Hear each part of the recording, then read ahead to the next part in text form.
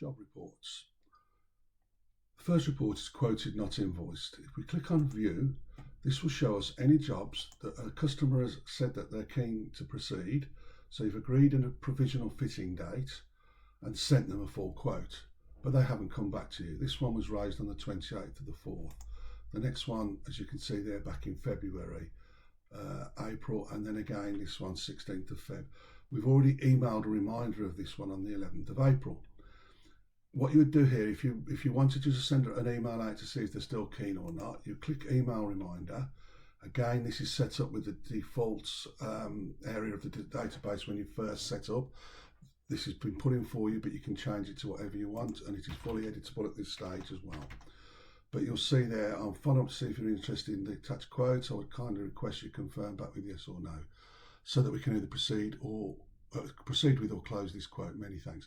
That will resend the quote, and what we sent in an original quote back on the, but I'll requote it for today, but it'll be the date we sent along with your terms and conditions. Okay. As you can see here, we emailed a reminder. So we might have done one yesterday, for instance. So I'd be looking at that now and say, right, they're not going to come back, I'm going to close the quote. So if I click, this is quote number 75. If I click close this quote, it goes from the list. And if I go to the quotes, and I quote 75, you'll know if I go into the full quote, you'll see it's actually marked it as closed. So it won't come up in any reports now at all that's either outstanding, due or not. So if we just click on that, you'll see there's the 3 left, and you've got the opportunity to either call them and put a note in here on what you've said, or email them. If you see this include quick quotes button, if we click that, that will add any quick quote. So we can have a quick look at that. We can go to the quote. There's that one we've just sent off. And we can either email from there, we can change, we can amend, but at the minute that's open. Okay, there's no date because it's a quick quote, we've got no customer. If you try and email that, there is no full quote to send, or the email address is missing. So in this case, it's both. So you can't do anything with that. You either decide it's a really old one, I'm going to close it. So that one's now closed. Oh, sorry, no. Let's do it with quick quotes. Close the quote, so I'm going to click the quick quote and close the quote. It's now gone, whichever one you pick. You've only got 3 now left that are awaiting an answer from the customer. Job status upcoming. We've seen this one before, but this is basically any jobs that we know with a date in that haven't been completed yet, but there's a date either confirmed or provisional.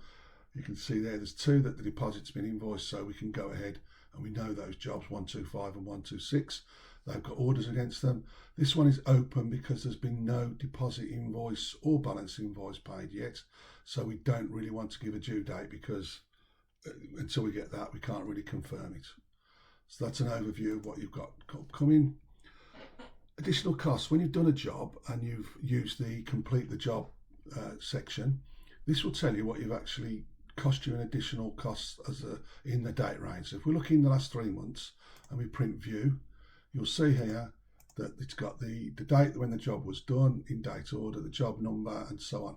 But interestingly, how much it's cost you, and then, so Tom damaged a pack, Tom bent a door, Tom broke a door, Tom drilled through, Tom bent a profile.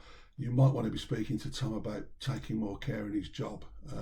But it'll give you an overview of what's happening, what the problems are. It seems to be that you're bending a lot of door profiles. We might need to find a better way of stacking them, handling them, whatever. So it's just a good picture of what your additional costs have done, who's done them, and what you could have saved by being a little bit more careful in what they do. Finally, in job reports, I said when you do a job, you can ask if it's for a builder. If you select your builder, you can see what jobs you've done for them over the range. So you'll see here, there's a couple of jobs here. If you want to see what the job is, you can click on the button there and it'll take you to the quote. As it says here, look, it was for Greenall Construction on behalf of Mr. Fred Bloggs, and you can have a look at that. But it just lets you know how much work you're doing with a particular builder or third party of any sort for that matter. That concludes the job reports. Thank you.